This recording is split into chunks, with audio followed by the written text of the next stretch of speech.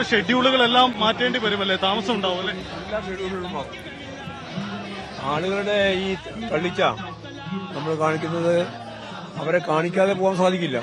അതുകൊണ്ട് കാണിച്ചുകൊണ്ട് തന്നെ പോകാമെന്നതാണ് പാർട്ടി നടത്തുന്ന നിലപാട്. ദേശീയപാത കടന്നു പോകാത്ത ഇടങ്ങളിൽ നിന്നുള്ള ആളുകളൊക്കെ പല സ്ഥലങ്ങളിൽ സംഘടിക്കുന്നതായിട്ടുണ്ട്.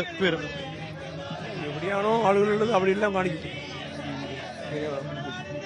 അടക്കമുള്ള ഇടങ്ങളിൽ നിന്ന് സ്വാഭാവികമായി അവർക്ക് വിഎസിനെ കാണണമെങ്കിൽ നാളെ ആലപ്പുഴയിലായിരിക്കും അല്ലേ? അങ്ങനെ ഒരു തിരക്കാണോ പ്രതീക്ഷിക്കുന്നത്? ആലപ്പുഴ വലിയ സംഭവം. ഇവിടെയൊക്കെ ഇങ്ങനെയാണ് സ്ഥിതിയെങ്കിൽ നാളത്തെ ആലപ്പുഴയിലെ ജനകീയ മുന്നേറ്റം പ്രതീക്ഷിക്കുന്നുണ്ട്. വളരെ വലിയ മുന്നേറ്റം. ഏതെങ്കിലും പ്രധാനപ്പെട്ട വ്യക്തികൾ നാളെ ആലപ്പുഴയിൽ എത്തുമോ? അങ്ങനെ എന്തെങ്കിലും അറിയിപ്പ് കിട്ടിയിട്ടുണ്ട്?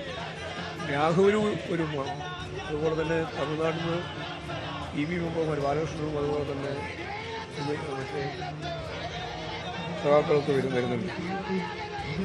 മുഖ്യമന്ത്രി അടക്കമുള്ളവർ നാളെ അങ്ങോട്ടേക്ക് എത്തുമാണോ? അങ്ങനെയുള്ള ക്രമീകരണം മുഖ്യമന്ത്രിയൊക്കെ ഇങ്ങനെ എത്തും.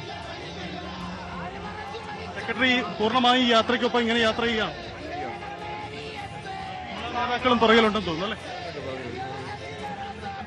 അതാണ് അത്തരത്തിലാണ് ക്രമീകരണം. അതായത് ഇപ്പോൾ തയ്യാറാക്കിയിരിക്കുന്ന ക്രമീകരണത്തിനൊപ്പം എന്തായാലും മുന്നോട്ട് പോകാനാവില്ല.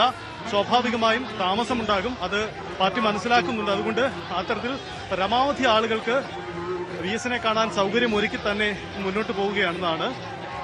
കൊല്ലമടക്കമുള്ള ഇടങ്ങളിൽ മറ്റിടങ്ങളിൽ നിന്ന് കൂടുതൽ ആളുകൾ പല കേന്ദ്രങ്ങളായി സംഘടിക്കുന്നുണ്ട്. അവർക്കൊക്കെ വിഎസിനെ കാണണം. അതിനുവേണ്ടി ക്രമീകരണം ഒരുക്കും. നാളെ മറ്റു കൂടുതൽ ക്രമീകരണങ്ങളും ഒരുക്കിയിട്ടുണ്ട്. അങ്ങനെ കൂടുതൽ സജ്ജീകരണങ്ങൾ ഒരുക്കിക്കൊണ്ട് തന്നെയാണ് മുന്നോട്ട് പോകുന്നത്. തീർച്ചയായും എന്തായാലും വിലാപയാത്ര കടന്നു പോകുന്ന വഴികളിൽ ആളുകൾ കൂട്ടം കൂടി നിൽക്കുന്നത് നമുക്ക് കാണാം. വലിയ ജനസഞ്ചയം പലയിടങ്ങളിലും രൂപപ്പെട്ടിട്ടുണ്ട്. ഈ വിലാപയാത്രയ്ക്ക് മുൻപിൽ വാഹനത്തിലാണ് CPM സംസ്ഥാന സെക്രട്ടറി ഉള്ളത്. മുൻപിലും പിൻപിലുമായി നേതാക്കൾ വിലാപയാത്രയെ അനുഗമിക്കുന്നുണ്ട്. അപ്പോൾ അദ്ദേഹം പറയുന്നത് എല്ലാവരെയും ഒരു നോക്ക് അവസാനമായി വിഎസിനെ കാണിച്ചു തന്നെ കൊണ്ടുപോകും എന്നതാണ്. വാഹനം കഴിയുന്ന സ്ഥലങ്ങളിൽ മാത്രം വേഗത എടുക്കുന്നുണ്ട്. അതിന് സാധ്യമാകാത്ത ഇടങ്ങളിൽ നിർത്തിയിടുന്നുണ്ട്.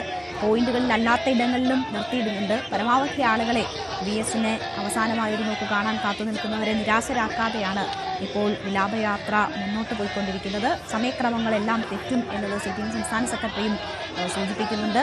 നമുക്ക് ചാവടിമുക്കിലേക്ക് ഒന്നുകൂടി പോകാം. BB അരുൺ അവിടെ ഉണ്ട്.